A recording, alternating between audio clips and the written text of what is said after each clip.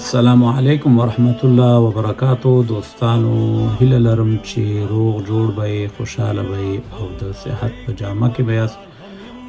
ثاقب کامرانزی د پښتو ټي وي په پښتانه خپرونه کې ستاسو په چوپړ کې یم. په دې خپرونه کې د پښتنو په دود، دستور، ژبو، قومونو، قبیلو، ګروپونو، جوړښتونو په دې ټولو باندې بحث کوو او دا ستاسو درانه چوپړ ته وړاندې کوو. خو دا به ووایم چې په دې وخت کې په اوسني دور کې یو خو ډېر زیات مصروفیات دي. خلک ټول مصروفه دي د مطالعې دپاره، د کتاب دپاره، د لوستلو دپاره دومره وخت نشته دی او هغه کتابونه ډېر زیات دي، ډېر غټ غټ کتابونه لیکل شوي دي په پښتنو باندې. نو په دې خاطر باندې چې هر سړی د دې نه ګټه واخلي نو دا ویډیویي بڼه به یې لږه اسانه وي، لږه به دوستانو ته اسانه تمام شي. نو دوستانو راځو په پښتنو باندې بحث لرو. پښتون قوم د دې په اړه ما مخکې ویډیوګانې جوړې کړې دي، تاسو کولی شئ هغه په لینک کې وګورئ. نورې ویډیوګانې هم د پښتو تاریخ په اړه باندې شته دی. خو د نن ورځې ویډیو چې ده هغه به مونږ د پښتنو په قبیلو باندې خبرې کوو چې د پښتنو څومره قبیلې دي. بیا په قبیلو کې دننه خیلونه دي، بیا ګروپونه دي، د هغوی د استوګنې ځایونه دي، د هغوی مشران دي، د هغوی دود او دستور دی. په دې ټولو باندې به بحث کوو. خو یوه یادونه کوم چې دا ټول به په دې یوه ویډیو کې رانغښتل ډېر زیات ګران وي، ځکه چې دا ډېر زیات قومونه دي او د دوی بیا د هر قوم ځانګړنې او د هغوی دود دستور دا ډېر زیات وخت غواړي او ویډیو به ډېره اوږده شي او بیا به د ستړیا سبب وګرځي. نو په دې خاطر باندې غواړم چې په هر قوم باندې ځانګړې ویډیو جوړه کړم، جدا جدا ویډیوګانې جوړې کړم. دا به د پښتو د الف با په ترتیب باندې جوړیږي، په نمبر باندې برخې به یې درته د سره شریکوم چې اوله برخه، دویمه برخه او همداسې نور. نو درنو دوستانو راځئ مخکې له دې نه چې د پښتنو په قبیلو باندې وغږیږو یو ډېر لنډ معلومات در سره شریکوم چې پښتانه د نن نه 15,000 کاله وړاندې داسې روایت دي چې هغه وخت چې په بلخ کې د دوی مرکز و، د یما په نامه باندې د دوی مشر و او البته په هغه وخت کې د اریایي نژاد چې ورته وایي د افغانستان پخوانی نوم اریانا و. نو په دې خاطر هلته 10 قبیلو ژوند کاوه چې دغه قبیلې چې درې ډېرې مشهورې دي، یوه دادیکا، یوه پخت او بله پرادا. دادیکا قبیله چې وه دا نننی تاجک قبیله ده چې په دې کې دننه بیا نور قومونه دي او د دوی د استوګنو ځایونه هم بیل دي. بیا پخت او پرادا چې کوم دي هغه دواړه بیا جدا قبیلې وي، خو په اوس چې دی په یوه ژبه باندې خبرې کوي چې د دواړو ژبه پښتو ده. خو په هغه وخت کې چې پښت قبیله وه نو د هغې هغه خلک چې په دغه ژبه باندې غږېدل د وو د وروستاړي په ورزیاتولو سره یې دغه ژبې ته پښتو وویله او هغه خلک چې په دغه ژبه باندې غږېدل هغې ته یې پښتون وویل چې جمع یې پښتانه کېږي. او پرادا قبیله چې دا د ننني اپریدیان دي دا به هم راځي زموږ د ویډیوګانو په دې لړۍ کې تاسو ته به یې درپېژنو.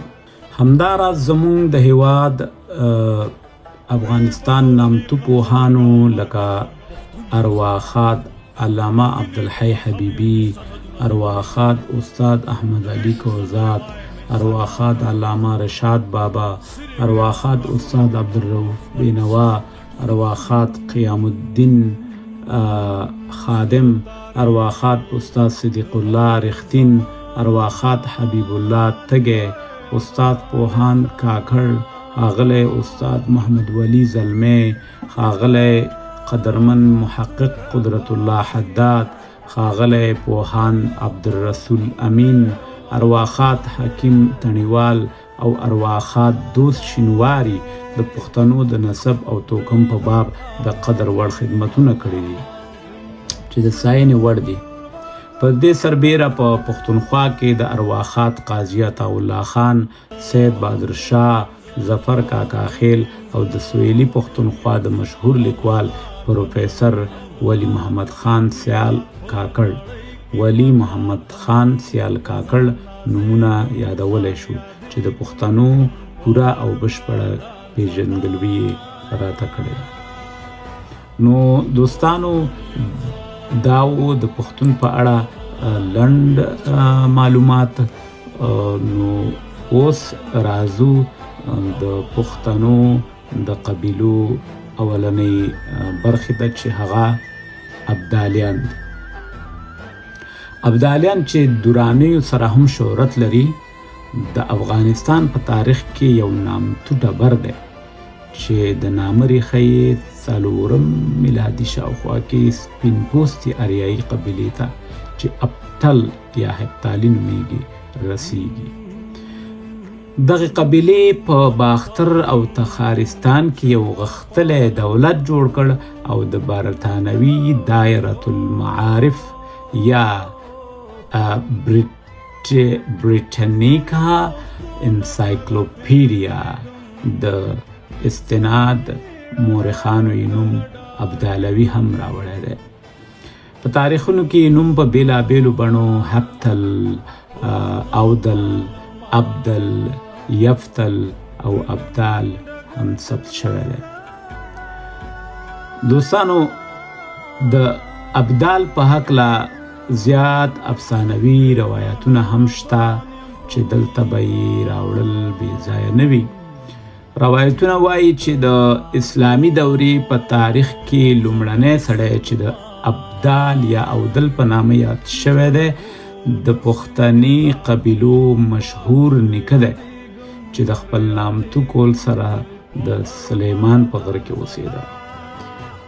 دی د ترین زوی د شرخبون لمسی او د سربن کړوسی دی او د ده نوم په پښتو ادبیاتو او پخوانیو او زړو نسخو کې اودل او د جمع منصوب په بڼه اودلی یا ابدالي ضبط شوی دی چې د 440 هجري کلونو په شاوخوا کې پښتانه قبایل پر ځان راټول کړل او د ده له توکمه ملک سلیمان د عیسی زوی چې په زیرک سره مشهور و پښتني قبیلې د سلیمان له غره نه کندهار ته بوتلې او هلته یې میشته کړې او د خپل ژوند په پای کې یې خپل زوی ملک بارک په مشرۍ وټاکه او تر بارک وروسته د زیرک بل زوی ملک پوپل د خپل نفوذ ساحه د اوسني بلوچستان تر شال او ژوبه وغځوله او د 15 کالو تر مشرتوب وروسته د 9 کالونو په عمر ومړ. دوستانو دغه معلومات د عبدالرؤف بینوا د افغانستان نومیالي لومړي ټوک 11 مخ څخه راخیستل شوي دي او دغه زیار چې چا ویستلی دی چې دغه معلومات یې راټول کړي دي او دغه پښتني قبیلې دغه کتاب یې جوړ کړی دی دا د ډاکټر لطیف یاد هڅې او کوششونه دي. داسې فلکلوري روایتونه هم شته چې په پیل کې ابدال په بل نوم درلود. یعنی کله چې د خواجه احمد ابدال چشتي حضور ته چې د خپل وخت مشهور پیر او ستانه ورغی او د هغه خدمت ته املا وتړله، هغه ورته د ابدال نوم او لقب ورکړ چې له هغې راهیسې په دغه نوم مشهور او اولادی د ابدالیانو په نامه یادیږي او پښتانه په خپل ورځنۍ محاوره کې ابدال د اودل په نامه هم یادوي، خو دا روایت افسانوي ارزښت لري. دوستانو داسې روایتونه هم شته هغه وخت چې د ابدال د پلار ترین د مړینې وخت رانږدې شو نو ویې غوښتل چې د خپلو دریو زامنو یعنی ابدال، سپین او تور له جملې نه یو تن په خپل ځای وټاکي چې د تور او سپین د خفګان سره سره یې ابدال د مشرۍ لپاره مناسب او وړ وباله. پښتانه د تاریخ په رڼا کې اثر لیکلی دي چې ابدال او یا اودل د 240 هجري کالونو په شاوخوا کې ژوند کاوه. ویل کېږي چې د ابدال تر مړینې وروسته رزړ د خپلې کورنۍ مشر شو او د خپلو نورو زامنو د جملې نه خپل مشر زوی عیسی په خپل ځای وټاکه. د عیسی د زامنو نه سلیمان تر ټولو پوه او هوښیار و، نو ځکه دی په زیرک یا زیرک مشهور شو چې تر اوسه هم پښتانه هوښیار سړي ته زیرک وایي. که څه هم د عیسی چې کوم و دا د میرک په نامه مشر زوی درلود. عیسی د میرک په نامه مشر زوی درلود خو سلیمان یې د هوښیارۍ په وجه په خپل ځای وټاکه. د زیرک په 4 زامنو کې مشر بارک نومېده چې پلار یې د کورنۍ مشر وټاکه، خو تر څه مودې وروسته مشري د پوپل لاسته ورغله. لوی ابدالي احمد شاه بابا چې د پوپلزیو د سدوزو په څانګې پورې اړه لري د 1940 میلادي نه تر 1903 میلادي پورې یوه لویه امپراتوري جوړه کړه چې په تاریخ کې د دورانیانو د امپراتورۍ او یا د دوراني امپایر په نامه شهرت لري. دوستانو دغه نومونه چې زه اخلم دا هر یوه قبیله ده، د وروسته راځي عیسی خیل او سلیمان خیل او پوپلزي او بارکزي، دا همغه خلک دي چې د دغه قبیلو وروسته دا شاخونه دي دا بیا بیل شوي دي سره او د هر یوه نه یوه قبیله یا یو قوم جوړ دی. دورانیان چې د پښتنو د سربڼي پښتنو په ټولنیزې ډلې یا ګروپ اړه لري په 2 سترو خاخونو یعنی زیرک او پنجپای باندې ویشل شوي دي چې بارکزي، اڅکزي، پوپلزي، الکوزي، محمدزي او سدوزي د زیرک څانګې دي او نورزي، سهاګزي، علیزي، ادوزي او ماکو د پنجپای څانګې دي. د ابدالیانو کورنۍ د 1940 میلادي نه تر 1813 میلادي پورې په افغانستان واکمني کړې چې بیا حکومت بارکزیو او د هغوی یوې څانګې محمدزیو ته په لاس ورغی. دوستانو د پښتنو د دې ابدالیانو د قبیلې دود او دستور. د دورانیو د هرې قبیلې په سر کې یو مشر موجود دی چې کله کله د دغې مشرۍ موقف په یوې کورنۍ کې موروثي پاتې کیږي یعنی میراثي پاتې کیږي، یو نه بل ته انتقالیږي، بل نه بل ته ځي، بل نه بل ته ځي، دغسې یو زوی بیا پلار بیا لمسی بیا همدغسې دغه. نو دیتا موروثي پاچاهي وایي، ځینې خلک شاهي بولي. خو کله کله په دغه برخه کې تغییر هم راتلی شي. د دغه قبیلې د خاخونو خلک خپلو مشرانو ته پوره او بشپړ درناوی لري او اکثره لانجې د جرګو او مرکو له لارې چې د ټولو پښتنو یو منل شوی دود او رواج دی اواروي. دوی اکثر په جماعتونو او حجرو کې سره راټولیږي او د خپلو ستونزو د اوارولو په اړوند تصمیمونه پکې نیسي.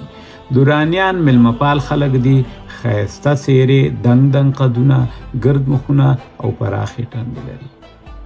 دورانیان اکثرا په کندهار، هلمند، ارزګان، فراه، هرات، بادغیس، فاریاب، بلخ، کندوز او د هیواد په نورو مختلفو برخو او هم په سویلي پښتونخوا کې په کویټه، شال، پشین، لورلایي، زیارت، ژوب او نورو ډیرو سیمو کې استوګنه لري.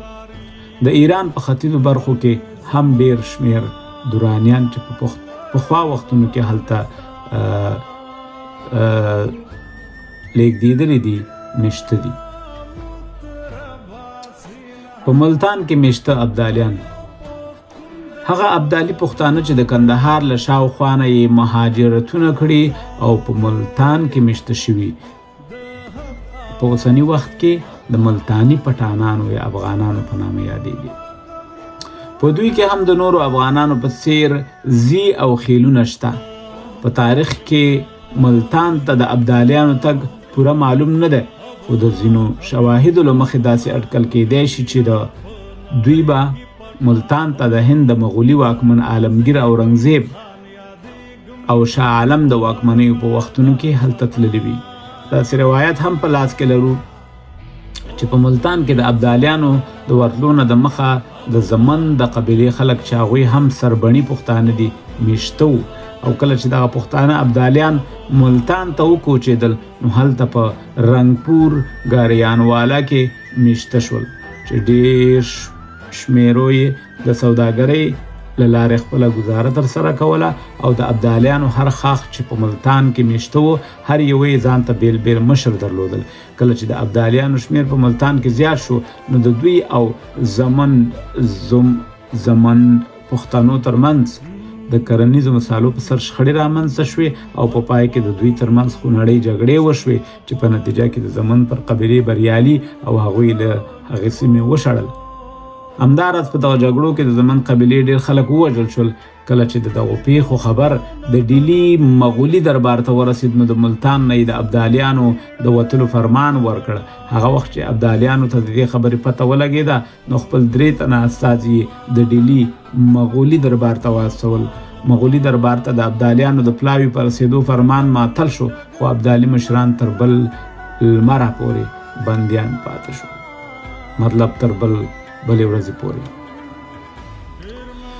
کله چې په دکن کې مراټا او نورو د مغولي دربار پر خلاف په بغاوت لاس پورې کړ نو دربار له دغو بندیانو نه غوښتنه وکړه چې که چیرې د دې قبیلې خلک د دوی سره د مرهټو او نورو باغیانو په خلاف ورسره مرسته وکړي نو دوی به دغه مشران له بنده خوشي کړي. دغو مشرانو د خپلې قبیلې د جنګیالیو سره دکن ته لاړل او ډېرې تورې ووهلې. مغولي واکمن پرته له دې چې دوی د ملتان نه ونه شړل بلکې ډېر منصبونه او جایدادونه یې هم دوی ته ورکړل چې تر اوسه پورې ځینې په ملتان کې میشته او د ډېرو شتو او جایدادونو څښتنان دي.